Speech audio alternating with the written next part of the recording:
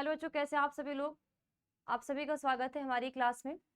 आज की क्लास में हम करने वाले हैं क्लास 10 के जितने भी महत्वपूर्ण 20 ऑब्जेक्टिव क्वेश्चन। ठीक है, जो ऐसे क्वेश्चन है जो कि आपके बोर्ड एग्जाम में बार बार पूछे जाते हैं या आने के चांसेस है। ठीक है, तो सभी बच्चे फटाफट लिंक को शेयर कर दीजिए ताकि जितने भी बच्चे अभी नहीं आए हैं वो भी क्लास में आ जाए, फिर हम लोग क्लास को स्टार्ट करते हैं।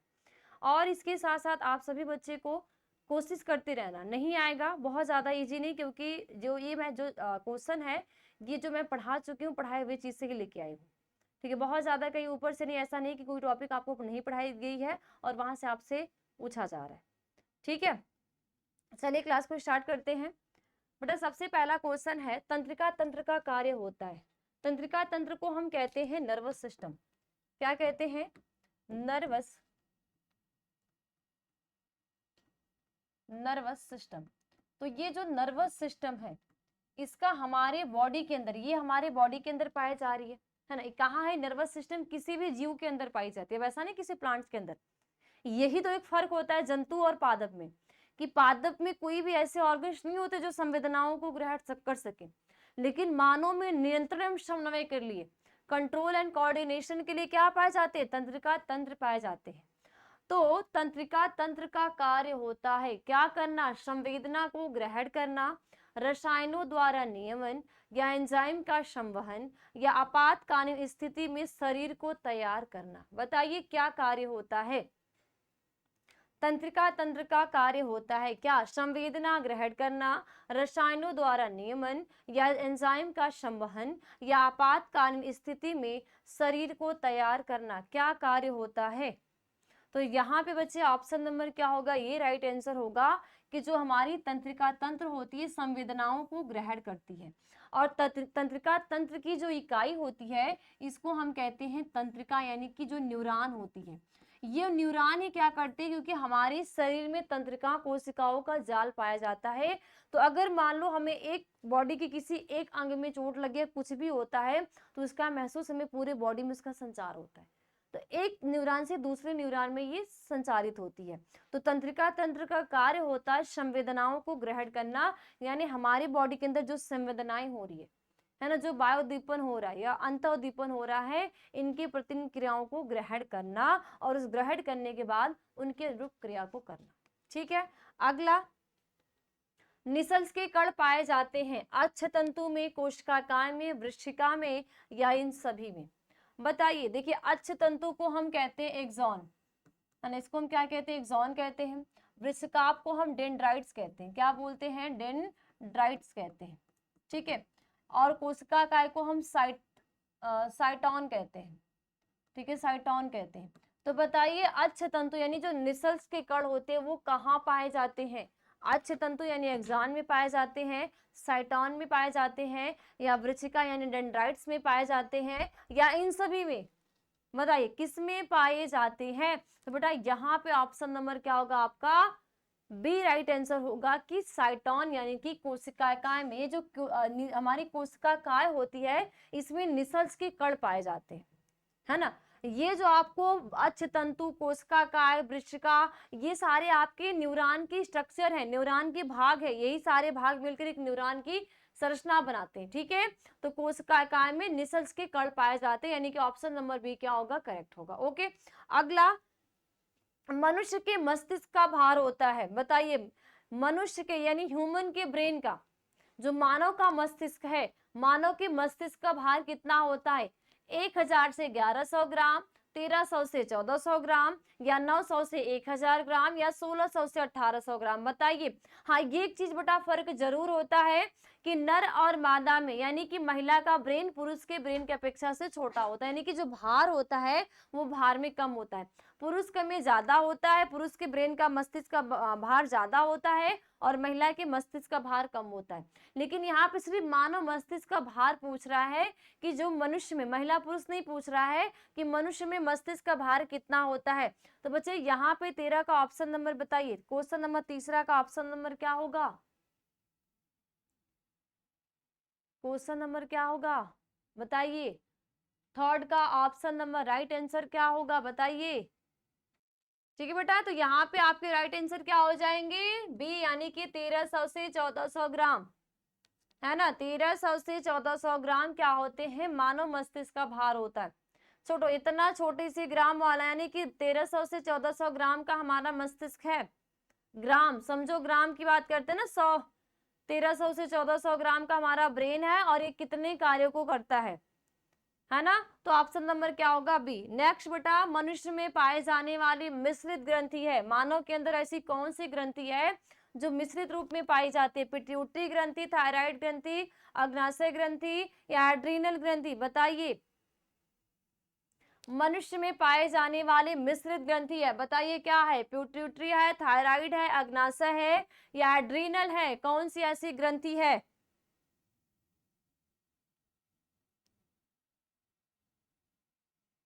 बताइए।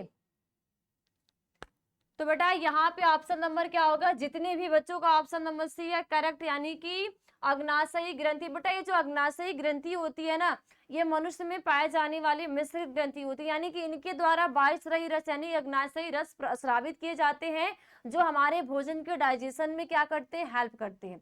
ओके, अगला, मानव में कितनी जोड़ा कपाली तंत्रिकाएं पाई जाती हैं? 11 जोड़ी, 12 जोड़ी, 13 जोड़ी, 14 जोड़ी? बताइए, मानव में कितनी जोड़ी कपाली तंत्रिकाएं पाई जाती हैं? 11, 12, 13, 14? ह्यूमन के अंदर कितनी जोड़ी कपाली जोड़ी पाई जाती हैं? 11, 12, 13, 14 कितने होते हैं? बताइए। क्वेश्चन नंबर 5 का आंसर क्या होगा? तो बेटा यहाँ पे आपका ऑप्शन नंबर क्या होगा, बी राइट होगा। ठीक है, यानी कि 12 जोड़ी की, मानव में कितनी जोड़ी कपाली तंत्रिकाएं पाई जाती है? तो मानव में मस्तिष्क से जुड़ी, है ना, मस्तिष्क से संबंधित 12 जोड़ी कपाली तंत्रिकाएं पाई जाती हैं, यानी कि ऑप्शन नंबर क्या होगा, करेक्ट क्या होगा, बी होगा। ओके, ऑप्शन नंबर कौन सा राइट होगा बेटा यहाँ पे आंसर, बी। अगला, प्रतिवर्ती चाप बनाता है संवेदना मृरज्जु अपवाहक अंग या संवेदांग मस्तिष्क अपवाहक अंग या अपवाहक अंग मस्तिष्क संवेदांग या अपवाहक अंग मेरुरज्जु अपवाहक अंग प्रतिवर्ती चाप के मुख्य घटक होते? बताइए। प्रतिवर्ती चाप बनाता, ये जो हमारा प्रतिवर्ती चाप होता है वो क्या बनाता है? बताइए। प्रतिवर्ती चाप बनाता है बेटा, प्रतिवर्ती चाप क्या बनाता है? क्वेश्चन नंबर 6वें का राइट आंसर बच्चा ऑप्शन नंबर ए, बी, सी या डी? प्रतिवर्ती चाप बनाता है। प्रतिवर्ती चाप क्या बनाता है? तो बच्चे यहाँ पे आपका राइट आंसर क्या हो जाएगा, ऑप्शन नंबर ए, कि जो हमारा प्रतिवर्ती चाप होता है ये संवेदना से मेरुरज्जु और अपवाहक अंग, यानी कि मानो हमारे देखो, प्रतिवर्ती क्रिया को नियंत्रित प्रतिवर्ती चाप करता है ना। प्रतिवर्ती क्रिया एक ऐसी क्रिया होती है जो अनैच्छिक क्रिया होती है, यानी कुछ ऐसी क्रियाएं जो हमारे कंट्रोल में नहीं है ना। कुछ ऐसी क्रियाएं होती हैं जो हमारे खुद के कंट्रोल में नहीं है, हमारे कंट्रोल में नहीं है, उनको हम कहते हैं प्रतिवर्ती क्रियाएं। ठीक है, तो ये कोई भी हमारी संवेदना, यानी कि जो हमें संवेदना हमारे बॉडी में हो रही है, वो कहाँ जाता है बेटा, मेरुरज्जु। मेरुरज्जु से अपवाहक अंग, यानी कि प्रतिवर्ती चाप के अंतर्गत एक प्रतिवर्ती चाप नियंत्रित करता है प्रतिवर्ती क्रियाओं को, है ना। और प्रतिवर्ती क्रिया एक अनैच्छिक क्रिया है जो हमारे ब्रेन के कंट्रोल में नहीं है, यानी हमारे मस्तिष्क के सोचने पे आधार पे नहीं हो रही है, हमारी जो मेरुरज्जु है मेरुरज्जु के आधार पे हो रहा है। ओके, तो ऑप्शन नंबर क्या होगा, ए राइट आंसर होगा। अगला, निम्नलिखित में से कौन सी ग्रंथि बही एवं अंतःस्रावी दोनों है? अग्नाशय, पिट्यूटरी, थाइमस, थायराइड? यानी कि देखो, ग्रंथि दो प्रकार की होती है बेटा, एक होती है अंतःस्रावी ग्रंथि और एक होती है बाह्यस्रावी ग्रंथि।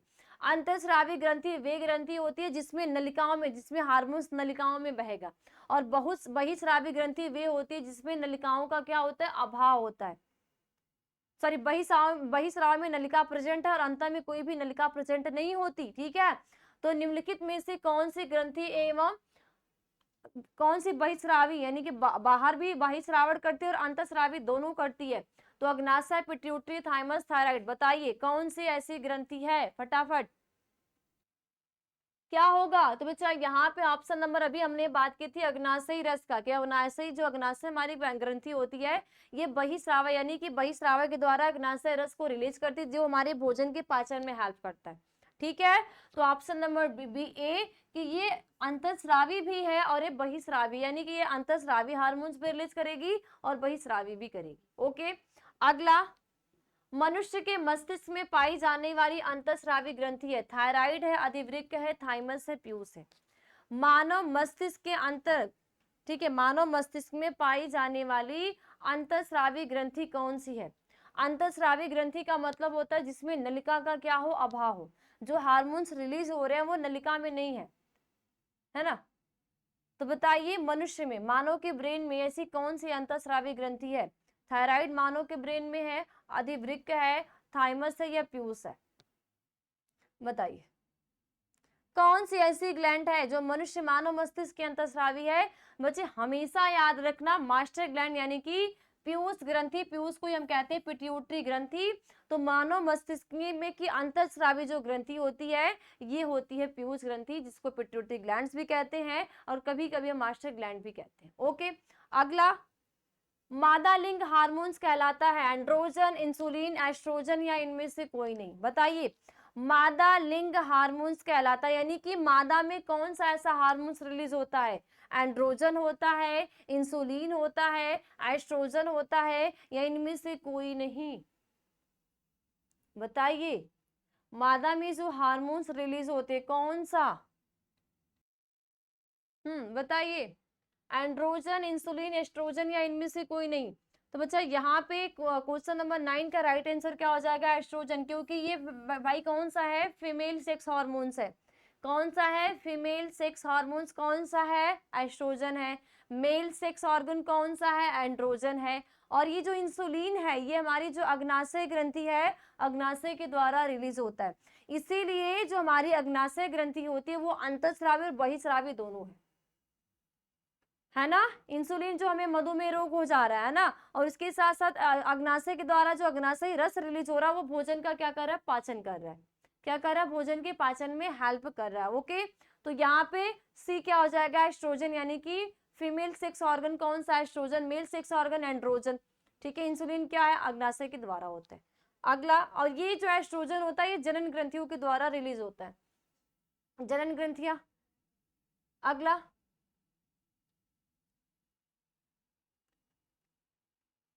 प्रकाश अनुवर्तन किसके कारण होता है? प्रकाश अनुवर्तन, प्रकाश अनुवर्तन का मतलब होता है बेटा प्रकाश की ओर गति, यानी कि मानो हम किसी भी पौधे को लगा रहे, मानो ये हमने क्या किया, एक पौधे लगाया, ठीक है, ये हमने क्या किया, ये पौधा एक लगा दिया, एक हमने गमला लिया और इस गमले में हमने क्या लगा दिया, एक प्लांट्स को लगाया, ठीक है, ये हमने क्या किया बच्चा, एक प्लांट्स को लगा दिया, तो इस प्लांट्स में मानो क्या आ गए, फ्लावर्स भी आ गए, ठीक है। और जो सूर्य होगा, मान लीजिए सूर्य यहाँ पे है, तो प्रकाश अनुवर्तन यानी कि प्रकाश की ओर गति, कुछ आप ऐसे पौधे देखते होंगे कि जिधर जिधर सूर्य का प्रकाश जाता है उधर उधर पौधे की गति होती है। अब ऐसा तो नहीं कि पौधे जैसे हम मानो एक स्थान से दूसरे स्थान तक चले जाते हैं, तो पौधे में तो ऐसा होता नहीं है ना, तो उसमें कुछ ऐसी गतियां पाई जाती हैं। जैसे एग्जाम्पल आप हमेशा सनफ्लावर याद रखना, कौन सा फ्लावर, सनफ्लावर। सनफ्लावर एक ऐसा पौधा है कि जिधर जिधर सूर्य का प्रकाश जाता है वो प्रकाश की ओर गति, प्रकाश अनुवर्तन में प्रकाश की ओर गति, गुरुत्वानुवर्तन में पृथ्वी की ओर यानी गुरुत्व की ओर गति। अगर हम कभी किसी, मान लो ये हमने गमला लिया, ठीक है, ये हमने जो गमला लिया कैसा बेटा, उल्टा लिया है, अब इस गमले में हमने क्या लगा दिया, एक पौधा लगा दिया, तो आप देखते हो कि इसकी जो जड़ होती है वो गुरुत्व की तरफ आती है और इसका जो तना होता है ये कहाँ जाता है, ऊपर की तरफ जाता है, कहाँ जाता है, ऊपर की तरफ जाता है, तो ये कौन सी गति हो जाती है, गुरुत्वानुवर्तन गति। और ये वाली जो प्रकाश की तरफ जाएगा यानी कि इसका जो झुकाव हो जाएगा, है ना, इस पौधे का जो झुकाव हो जाएगा ये कहाँ हो जाएगा, प्रकाश की तरफ, तो ये गति कौन सी हो जाएगी, प्रकाश अनुवर्तन गति हो जाती है। कौन सी गति, प्रकाश अनुवर्तन गति होती है, ये आप बहुत अच्छे से पढ़ चुके हो। तो बताइए प्रकाश अनुवर्तन किसके कारण होता है, क्योंकि ये हार्मोन्स, क्योंकि इसमें कंट्रोल और कोऑर्डिनेशन जो हो रहा है हार्मोन्स की वजह से हो रहा है, तो जिब्रेलिन, ऑक्सिन, साइटोकाइनिन या ये सभी, जिब्रेलिन, ऑक्सिन, साइटोकाइनिन या ये सभी, बताइए प्रकाश की ओर जो गति होती है वो किसके वजह से होती है। तो बेटा यहाँ पे ऑप्शन नंबर क्या होगा, राइट आंसर बी होगा, कि ऑक्सिन हार्मोन्स की वजह से जो प्रकाश निवर्तन गति होती है, यानी कि जो पौधे प्रकाश की तो ओर गति करते हैं, या सनफ्लावर के अंदर जो प्रकाश की ओर गति होती है वो ऑक्सिन हार्मोन्स की वजह से होती है। ऑक्सिन हार्मोन्स हमारा क्या है, वृद्धि वर्धक है, यानी प्लांट में वृद्धि को बढ़ाता है ना, प्लांट में क्या करेगा, ये वृद्धि को बढ़ाता है। अगला, निम्न में से कौन सी विधि सही प्रकार से स्वपोषण की विधि है? अपने हाथों से भोजन खाना व पकाना, या हरे पौधे प्रकाश संश्लेषण, या अमर बेल का परजीवी पोषण, या उपरोक्त में से कोई नहीं। अब बताइए स्वपोषण की विधि इसमें से राइट कौन सी, यानी कौन सी इसमें से चारों विधि में से कौन सी एक ऐसी विधि है जो स्वपोषण की करेक्ट विधि होती है? बताइए कौन सी ऐसी विधि है। ठीक है, तो बच्चा यहाँ पे जो आपका राइट आंसर हो जाएगा, हरे पेड़ पौधे में प्रकाश संश्लेषण करना, यानी कि जो हरे पेड़ पौधे होते हैं, जो प्रकाश संश्लेषण की क्रिया होती है वो स्वपोषण की एकदम सही विधि होती है, क्योंकि उसमें किसी भी जीव पे आश्रित नहीं है ना, वो खुद अपने भोजन का निर्माण कर रहे हैं। तो ऑप्शन नंबर क्या होगा भी यहाँ पे करेक्ट आंसर होगा। ठीक है, अगला, प्रत्येक जबड़े में अग्रचावर्णकों की संख्या होती है, यानी कि जो हमारा अग्रचावर्णक होता है प्रत्येक जबड़े में, है ना, प्रत्येक जबड़े में अग्रचावर्णकों की संख्या होती है 1 जोड़ी, 2 जोड़ी, 3 जोड़ी या 4 जोड़ी। ऊपरी जबड़ा, निचली जबड़ा, हमारे अंदर जो दो प्रकार के जबड़े, एक हमारा ऊपरी जबड़ा होता है, एक निचला होता है। तो ऊपरी और निचले में यानी कि प्रत्येक में बराबर की संख्या में होती है, यानी 16 दांत अगर हमारे नीचे है तो 16 दांत हमारे क्या ऊपर है। अगर हमारा रत्नक भी पेयर में है ना, चवर्णक भी पेयर में है, अग्र चवर्णक भी पेयर में है, तो यहाँ पे प्रत्येक जबड़े में जो अग्र चवर्णक है या अग्रवर्णकों की संख्या होती है ना। तो बताइए 1 जोड़ी, 2 जोड़ी, 3 जोड़ी, 4 जोड़ी, तो बेटा यहाँ पे ऑप्शन नंबर क्या होगा, 3 होगा। सॉरी, ऑप्शन नंबर यहाँ पे सी होगा कि 3 जोड़ी होती हैं। कितनी होते हैं बेटा, ऑप्शन नंबर सी कि 3 जोड़ी, है ना, कितने, 3 जोड़ी। अगला, स्वपोषी पोषण के लिए आवश्यक है, स्वपोषी यानी कि जो ऑटोट्रॉपिक न्यूट्रिशन, ऑटोट्रॉपिक न्यूट्रिशन के लिए क्या आवश्यक है, कार्बन डाइऑक्साइड तथा जल है, क्लोरोफिल है, सूर्य का प्रकाश है, या उपरोक्त सभी। आप बोलोगे तो बिल्कुल सही चीज है ना, प्रकाश संश्लेषण क्रिया जानते ना, बोलोगे तो बहुत ही इजी सा है, तो कुछ टफ है ही नहीं। तो यहाँ पे जो आपका करेक्ट आंसर हो जाएगा वो क्या होगा, डी होगा, क्योंकि प्रकाश संश्लेषण के लिए जो पौधे होते हैं वो क्लोरोफिल का भी यूज करते हैं, यानी कि क्लोरोप्लास्ट में क्लोरोफिल होता है ना, पिगमेंट की वजह से ही भोजन बनाते हैं, वैसे नहीं बना सकते। कार्बन डाइऑक्साइड गैस को लेते हैं, जल को लेते हैं यार, और सब मिल जाए, सूर्य का प्रकाश ना मिले तो भोजन ना बना पाए। ठीक है, तो ऑप्शन नंबर क्या होगा, डी, यानी कि उपरोक्त सभी। ओके, अगला, हरित लवक के स्ट्रोमा में कौन सी क्रिया होती है, प्रकाशिक अभिक्रिया, अप्रकाशिक अभिक्रिया, दोनों ए और बी दोनों, या इनमें से कोई नहीं। बताइए हरित लवक के स्ट्रोमा में कौन सी क्रिया होती है।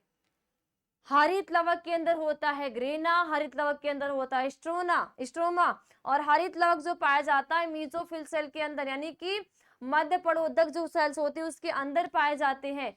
तो इनमें प्रकाशिक अभिक्रिया होती है या अप्रकाशिक अभिक्रिया, तो हमेशा ध्यान देना कि हरित लवक के जो स्ट्रोमा होता है, स्ट्रोमा में अप्रकाशिक अभिक्रिया होती है, क्योंकि ग्रेना के अंदर थैलेकाइड नामक संरचना होती है जिसमें पिगमेंट होते हैं, और ये अप्रकाशिक अभिक्रिया होती है किसमें, स्ट्रोमा के अंदर, यानी कि ऑप्शन नंबर बी। 14 का क्या हो जाएगा, ऑप्शन नंबर बी। ओके, अगला, यकृत स्रावित करता है लार को, अग्नाशय को, जठररस को, पित्तरस को। बताइए यकृत स्रावित करता है, जो हमारी यकृत ग्रंथियां होती है उसके द्वारा लार स्रावित होते हैं, या अग्नाशय रस स्रावित होते हैं, जठर रस होते हैं, या पित्तरस होते हैं। बताइए क्या होते हैं, यकृत के द्वारा क्या स्रावित किए जाते हैं, लार, अग्नाशय, जठर रस, पित्तरस, क्या, बताइए।